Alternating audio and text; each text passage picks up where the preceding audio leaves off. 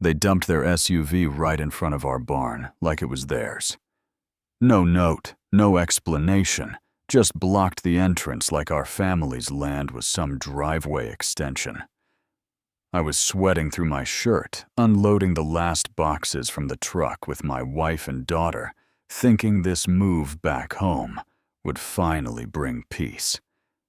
After 15 years in the city, I'd finally convinced Amanda that Grandpa's ranch was where we belonged.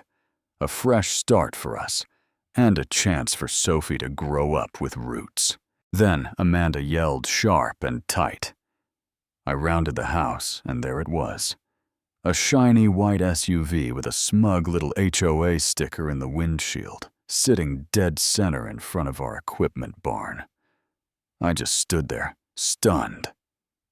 Pine Ridge Estates. That's the luxury development that sprouted next door when I left for college. Been trying to nibble at our boundaries ever since. Before I could say a word, Grandpa Walt stepped out of the barn. Even at 78, he moved like he was still in uniform. Sharp eyes, no wasted motion. He stared at the SUV like it had insulted his mother. "They showed up this morning," he said, voice low.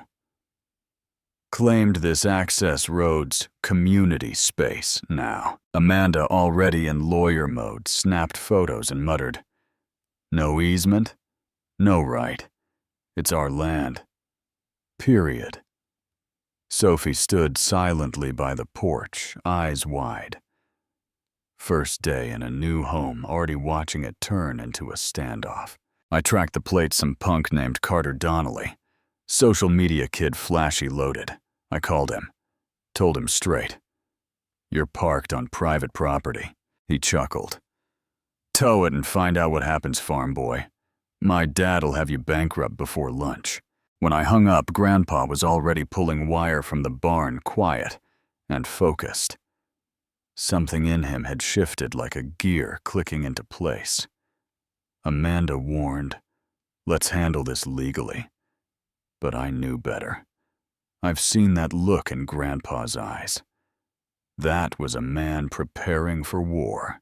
That night, I caught him and Sophie in the barn, with tools, old diagrams, coils of cable. She held up a hand-painted sign that read, "Electric fence testing. Do not touch." I should have stopped them, but I didn't. Next morning, the mail was stuffed with HOA violations, fake complaints, noise issues, smell of livestock. Amanda scanned through them incredulous. "They're throwing the whole kitchen sink. Harassment, plain and simple." Later that day, Maya, a neighbor from the ridge, dropped by with eggs and a warning. "They fined me $400 over a playset," she said quietly, "because the color wasn't neutral. They target families like mine. Latino different." Her voice trembled a little. "They want you gone." Then came Sheriff Callahan.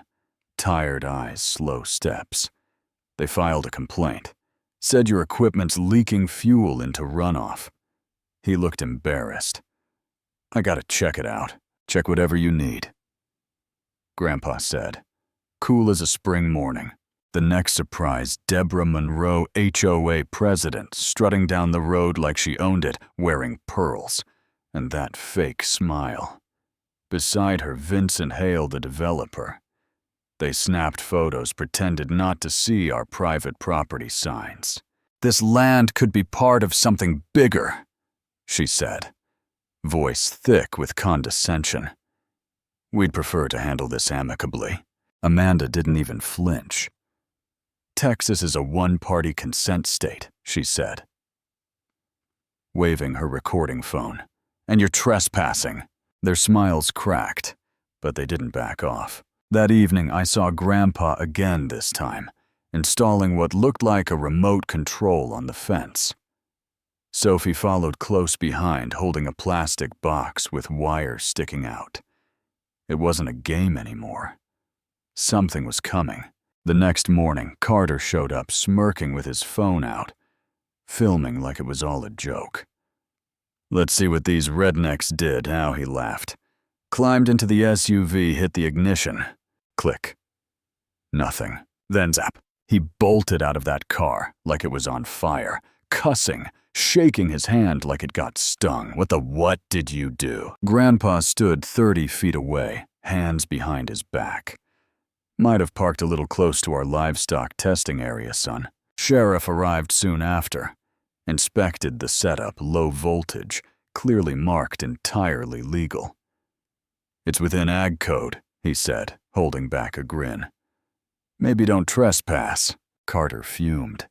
You'll all be hearing from our lawyers. And we did. Deborah came back with a lawsuit, $100,000 for emotional distress. Amanda flipped through it and laughed. They violated their own bylaws. It's unenforceable. Later that night, Sophie brought out something from Grandpa's chest, a folder full of maps, receipts, photos.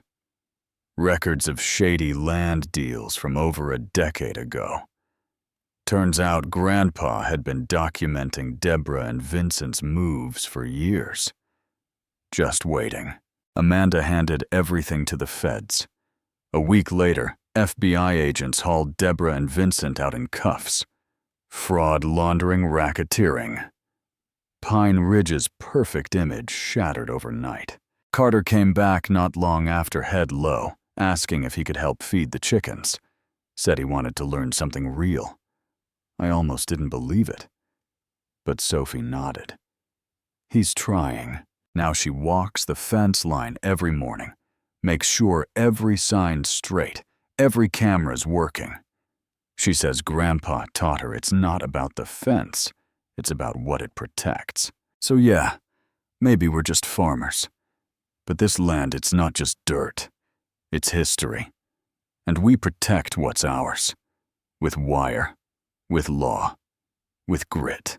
And if you've ever had to deal with an HOA that crossed the line, leave a comment.